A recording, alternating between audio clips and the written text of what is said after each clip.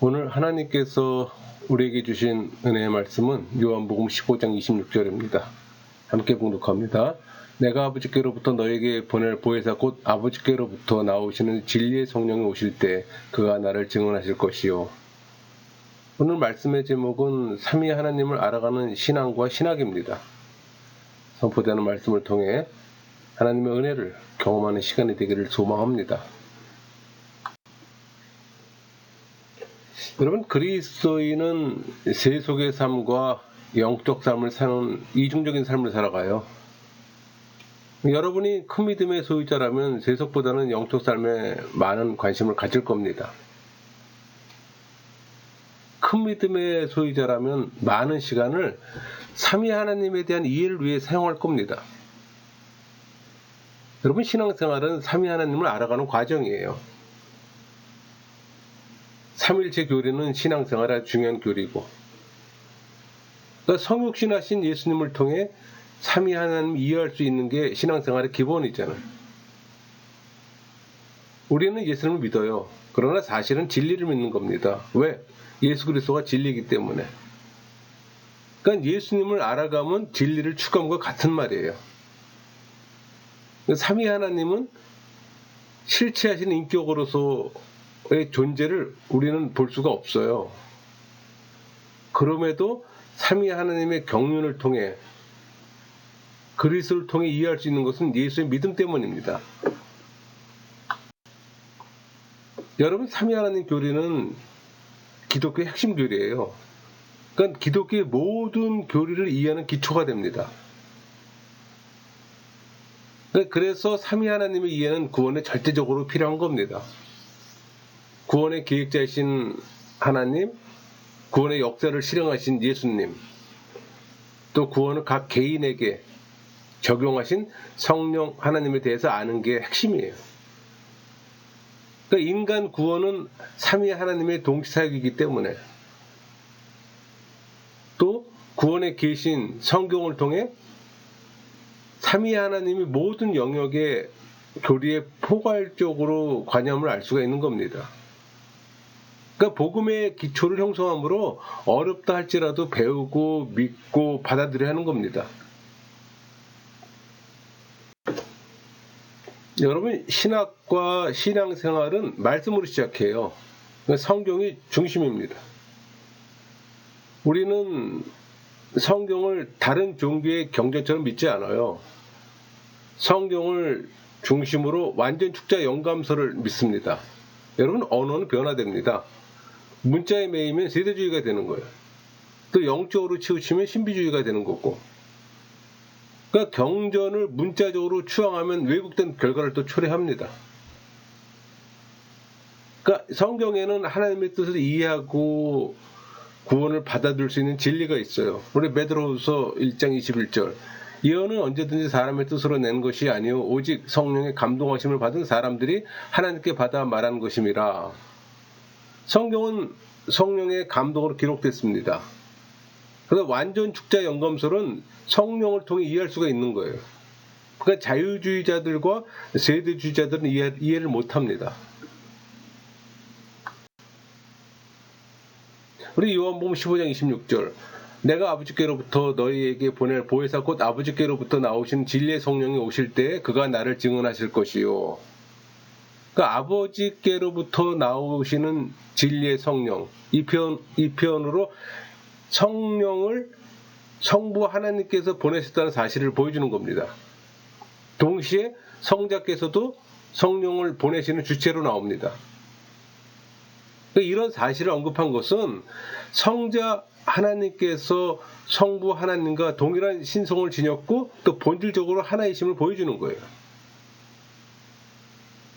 그러니까 성령 하나님은 하나님에게서 발출되고 예수님에게서도 발출된다는 사실을 증거하는 겁니다. 그러니까 하나님의 경륜 속에서 택함 받은 자들은 저항할 수 없는 은혜로 믿기 전에 이미 거듭나고 예수의 선물 받았어요. 그러니까 예수의 믿음은 택자들이 예수님께서 이 땅에 사시면서 이룩한 의, 즉 율법을 지킬 수 있는 의를 획득할 수 있도록 도와주는 겁니다. 그러니까 예수의 믿음은 또 복음을 믿게 해줘요. 그러니까 예수 그리스도의 의는 칭의론도 필요하고, 그러므로 구원을 받으려면 무조건적인 선택과 저항할 수 없는 은혜로 주어진 믿음과 예수의 죽음과 삶이 모두 필요한 겁니다. 우리 시편 68편 32절 땅의 왕국들아 하나님께 노래하고 주께 찬송할지어다 셀라. 그러니까 종교인들은 찬양을 하면 하늘에 계신 하나님께서 받는다고 생각해요. 여러분, 찬양을 하나님 받을까요? 하나님 받지 않아요. 하나님이 받는다고 생각하면 무지입니다. 여러분, 불신자가 찬양하면 받을까요? 찬양은 멜로디가 중요한 것이 아니라 가사가 중요해요. 가사가 진리를 담아야 합니다. 그래서 사람들은 멜로디에 흥이 겨워 부르곤 합니다. 왜? 멜로디는 감정을 터치하잖아요. 감정을 넘어서 신앙 고백과 진리를 가사에 담아야 합니다. 사실 교리적인 겁니다. 그러니까 교리를 갖고 있는 이야기를 가사에 담는 거예요. 가사에 거듭난 자의 심령을 실어야 하는 겁니다. 그러니까 진리를 이해하고 감정에 담아 표현하는 거예요. 그래서 찬양은 심령의 고백을 밖으로 드러내는 행위입니다. 우리가 찬양할 때 우리가 아는 진리가 매번 체험되지는 않아요. 여러분, 찬양함은 하나님이 받는 게 아니에요. 신앙인이 함께 모여 진리의 가사를 멜로디에 담아서 진리를 되뇌이는 겁니다. 그 복음의 진리를 떠올리면서 심령으로 찬양하면 우리 영혼의 마인드의 지정의가 작용을 하는 거예요. 우리 마인드 지성, 오성, 이성이 때문에 하트, 심령에는 의지, 감정이 있잖아요. 여기 지성, 의지, 감정이 작용을 하는 겁니다. 내 안에서 하나님에 대한 인식을 하는 거예요. 그러니까 신앙함이란 구원의 주체이신 삼위 하나님을 알아가는 겁니다. 삼위 하나님에 대한 인식을 갖고 나의 인식을 연결하는 게 신앙이에요. 그러니까 교리를 통해 하나님을 인식하는 과정을 우리는 신앙함이라고 합니다. 그러니까 신앙함의 중요한 요소는 감정, 이걸 가능케 해줘요. 우리 디모데전서 1장 14절 15절 우리 주의 은혜가 그리스도 예수 안에 있는 믿음과 사랑과 함께 넘치도록 풍성하였도다. 미쁘다 모든 사람이 받을 만한 이 말이여 그리스도 예수께서 죄인을 구원하시려고 세상에 임하셨다 하였도다. 죄인 중에 내가 괴순이라. 사도 바울은 그리스도를 회복하는 죄인이었지만 하나님의 은혜로 구원을 얻었어요. 그러니까 예수의 믿음과 하나님의 사랑을 은혜로 선물 받은 겁니다. 여기에 인간의 공로는 개입되지 않아요. 사도 바울이 큰 죄인이었음에도 불구하고 그리스도께서 베푸신 은혜로 말미암아 구원을 받은 겁니다. 그러니까 인간의 지성으로 논리적으로 공부한다고 해서 진리는 깨닫지 못해요. 사변적인 지식만 습득할 뿐입니다. 근데 많은 사람들이 착각을 하잖아요. 그 사변적인 지식을 습득해놓고서 그게 진리로 알고 있잖아요. 여러분, 신앙함이란 삼위 하나님의 구원의 진리를 깨닫고 정서가 더해줘야 합니다. 그럴 때 은혜를 경험해요. 또 그런 상태가 신앙에서 지속적으로 유지됩니다. 그 상태가 유지되면 큰 믿음의 소유자가 되는 거예요. 큰 믿음의 소유자가 되면 하나님의 나라와 하나님의 의를 추구하게 되는 겁니다. 그런데 많은 사람들은 어쩌다 한번 종교 체험하는 것을 신앙의 전부인 것처럼 오해를 하잖아요. 착각이에요. 한 번의 종교 체험으로 모든 것을 아는 것처럼 자랑하잖아요. 근데 여러분, 성경은 증거합니다. 신앙에는 은혜의 상태가 유지될 수 있다고. 그것을 가능케 해주는 게 예수의 믿음이에요. 그러니까 예수의 믿음이 있으면 삼위 하나님 교리 알기를 추구하는 겁니다. 없으면 멀리하는 거죠. 여러분, 하나님의 구속을 경험하려면 성령을 받아야 합니다. 신약시대 신자는 성령을 받았어요. 성령을 통해서 신앙함의 상태를 유지할 수 있는 거고, 또 신앙을 유지할 수 있는 근거는 성령의 내주하심입니다. 근데 구약의 사람은 그 상태를 유지할 수가 없었어요. 왜? 구약의 사람들은 성령의 내주함을 경험하지 못했잖아요. 그래서 계속적인 제물의 양의 피 흘림이 필요했던 겁니다. 그러나 우리는 성령의 내주함을 경험하잖아요. 우리 고린도서 3장 16절 너희는 너희가 하나님의 성전인 것과 하나님의 성령이 너희 안에 계시는 것을 알지 못하느냐. 성도가 하나님의 성전이라는 근거는 성령의 내주함이 있어요. 구약 시대에는 이스라엘 백성들의 성막이나 성전의 지성소에서 셰키나가 나타나고 또 하나님의 영광이 임재했잖아요. 그러니까 이제는 예수님께서 보내신 성령이 성도들 개인과 교회 공동체 안에 항상 임재하세요. 그러니까 그리스도의 의는 구원뿐만 아니라 신앙인이 경건의 상태를 유지할 수 있는 촉매제예요.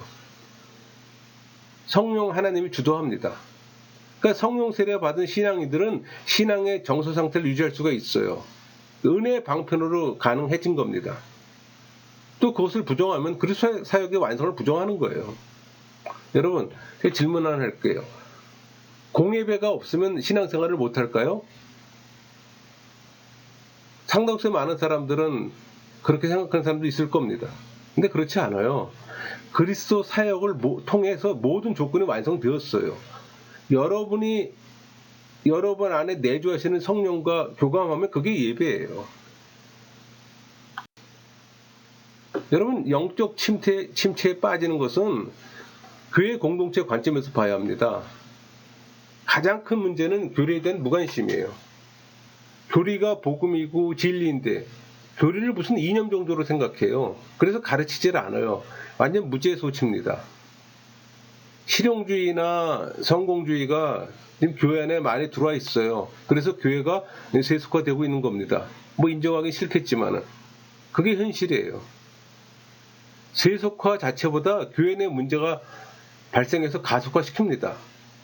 여러분, 삼위 하나님에 대한 자기인식이 신앙의 본질입니다. 우리 고린도후서 13장 13절 주 예수 그리스도의 은혜와 하나님의 사랑과 성령의 교통하심이 너희 무리와 함께 있을지어다.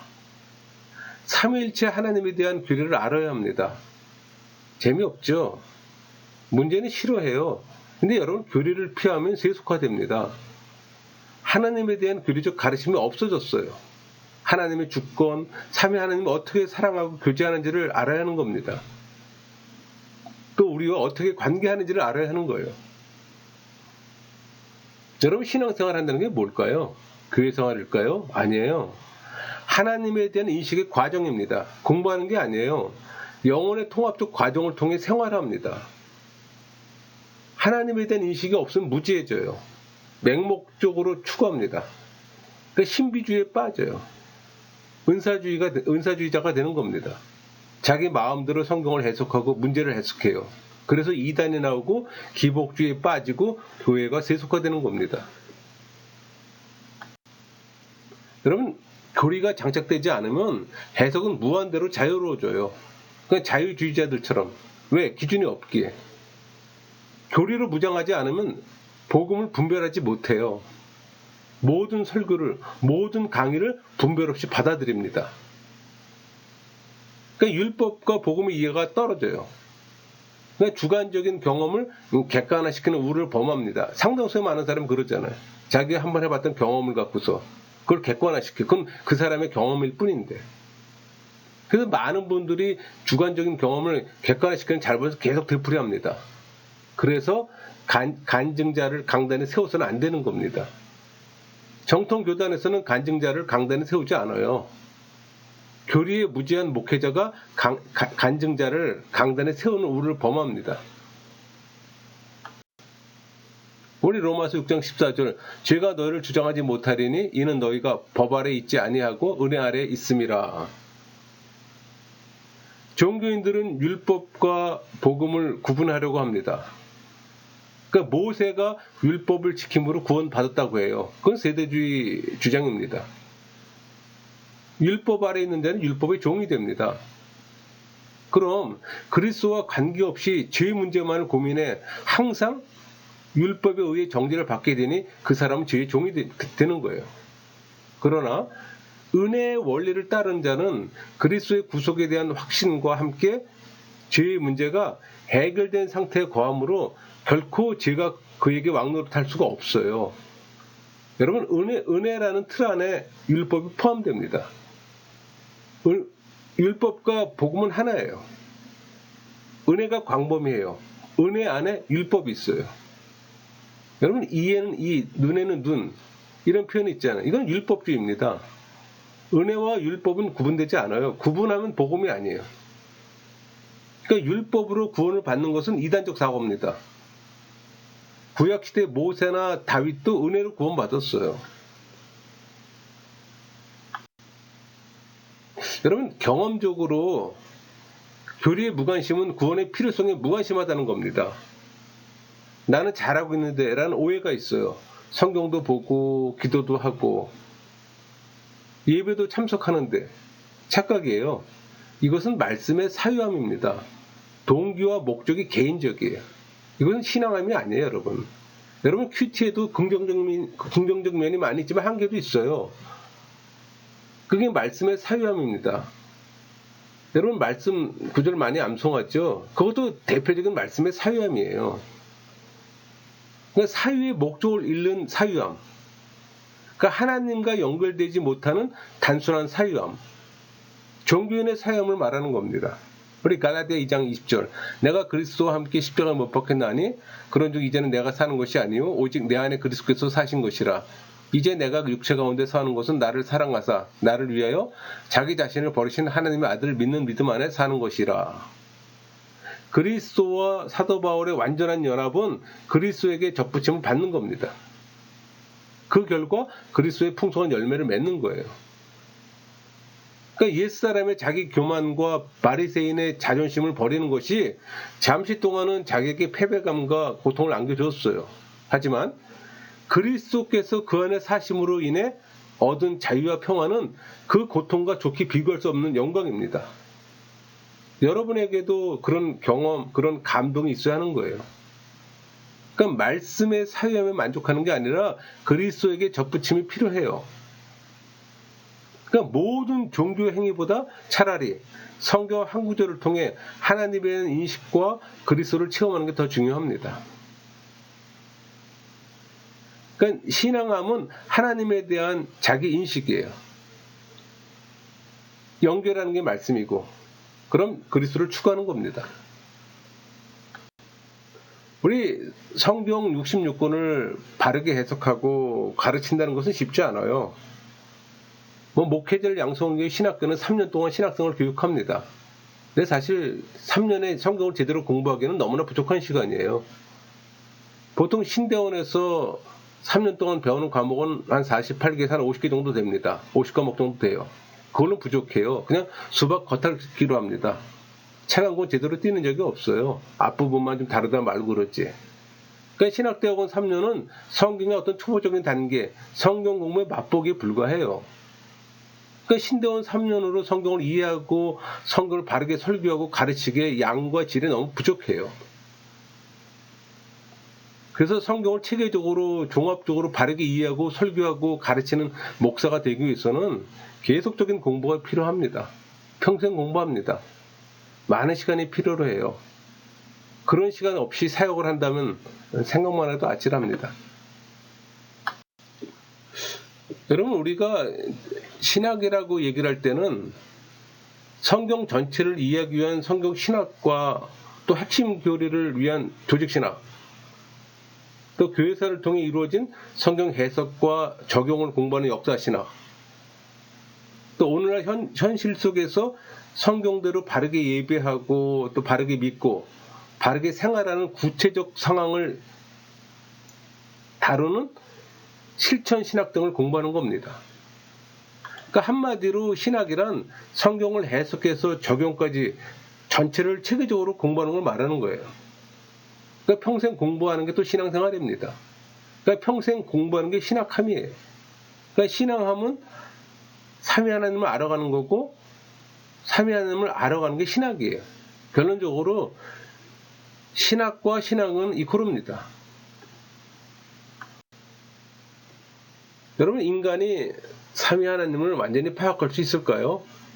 우리 시편 139편 6절을 볼까요? 이 지식이 내게 너무 귀하니 높아서 내가 능히 미치지 못하나이다. 그래서 지식이란 하나님의 전지성에 대한 지식을 말하는 거예요. 그러니까 성경 기자는 그 지식은 자신에게 너무도 놀라운 것이라고 탄성을 지르는 겁니다. 그러니까 삼위의 하나님은 인간 이성의 영역 밖에 있는 신적 존재이기 때문에 완전히 파악할 수가 없어요. 우리는 그냥 단지 성경에 계시된 대로 계시된 것만큼만 알 수 있을 뿐입니다. 그러니까 삼위 하나님은 사람의 유한한 이성 건너편에 있는 신비 중에 신비예요. 그러니까 인간의 이성으로 하나님을 완전히 파악하고자 시도하는 것은 컵으로 그냥 바닷물 양을 측정하려는 시도와 같아요. 그러니까 우리는 삼위 하나님을 완전히 파악하기보다는 성경에 계시된 대로 믿으며 부족함을 인정하는 게 바른 자세라고 말할 수 있습니다. 우리 갈라디아 1장 12절 이는 내가 사람에게서 받은 것도 아니요 배운 것도 아니요 오직 예수 그리스도의 계시로 말미암는 것이라. 여러분 기독교는 계시의 종교잖아요. 성경은 계시의 책이고 또 하나님은 성경을 통해 당신을 계시하셨어요. 그래서 성경이 신앙인 판단의 기준입니다. 하나님의 계시는 성경 66권에 산재되어 있어요. 여기서 하나님의 계시라 하면 삼위의 하나님을 말하는 겁니다. 뭐 그렇다고 성경 66권 모두가 뭐 삼위 하나님을 나타내는 건 아니에요. 그러니까 삼위 하나님을 알기 위해 성경 66권을 전부 공부하는 것이 아니라 삼위일체 하나님의 계시를 알아야 하는 겁니다. 삼위일체론적 하나님을 알아가는 게 신앙함입니다. 여러분 성경을 읽고 연구할 때 이 삼위일체론적 계시로서 사고의 틀을 갖고 읽어야 되는 거예요. 그러니까 구속사의 관점에서 읽어야 하는 겁니다. 그러기 위해서는 평상시 교리적 사고의 틀을 만들어 가야 하는 거예요. 그런 틀이 없으면 복음이 자기 복음이 되는 겁니다. 서두에서 말씀드렸지만 성경 해석이 수시로 변해요. 성경 메시지가 도덕적 메시지가 되고 교훈적 메시지로 전락하는 겁니다.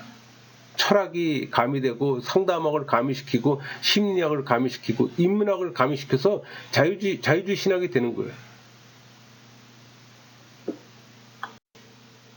여러분 우리 삼위일체론적 계시의 관점에서 성경을 해석하고 세상을 이해하는 틀을 만들어줘야 합니다. 그러니까 성경 해석을 구속사의 관점으로 해석하고 적용시켜야 하는 거예요. 그게 교회의 역할이에요. 계시가 삼위일체라면 핵심이 뭘까요? 의사결정 주체로 삼위 하나님을 말하는 겁니다. 삼위일체 하나님의 방향이 있어요. 의사결정 구조입니다. 핵심을 가져다가 의사결정의 틀을 제시하는 거예요.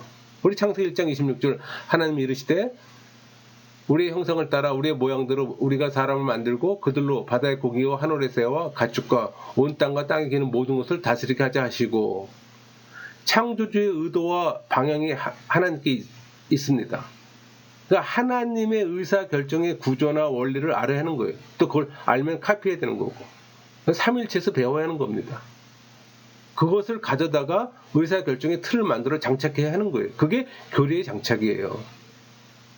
그러니까 하나님의 의사결정의 원리를 성경의 삼위일체 신학에서 배워야 하는 겁니다. 교리의 중요성을 인식할 수 있겠죠? 여러분 한 인간의 의사결정 주체로서 매뉴얼을 정해줘야 합니다. 무슨 얘기인가 하니 계시 철학의 근거는 성경의 삼일체입니다. 근데 여러분 삼일체 하나님 얼마나 아세요? 사변적인 지식 말고 체험적인 지식을 말하는 거예요. 그러니까 성경을 이해하고 세상을 이해하고 설명할 수 있는 틀을 만들어줘야 한다는 겁니다. 의사결정의 원리를 삼일체 신학에서 배워야 하는 거예요. 여러분 하나님을 즐거워한다는 말 많이 쓰잖아요. 그 말의 의미는 삼위의 하나님의 의사결정의 원리로서 하나님을 즐거워하는 겁니다. 그래야 하나님을 아는 지식이 되는 거예요. 성경의 최종 권위를 높여야 합니다. 어떻게 하면 될까요? 의사결정 주체로서 원리를 알고 체득화해서 성경과 세상의 원리를 이해하는 거예요. 그러니까 세상의 주체로서 드러나서 세속을 경멸하고 천국을 소망하는 욕망의 근거를 제공해야 하는 겁니다.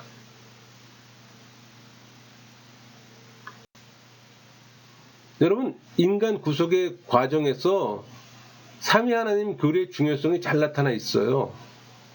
그러니까 인간의 구속과 관련해서 성부 하나님께서 계획하시고 또 성자 예수님이 인간의 몸을 입고 이 땅에 오셨잖아요. 또 십자가를 지심으로 또 그걸 성취했어요.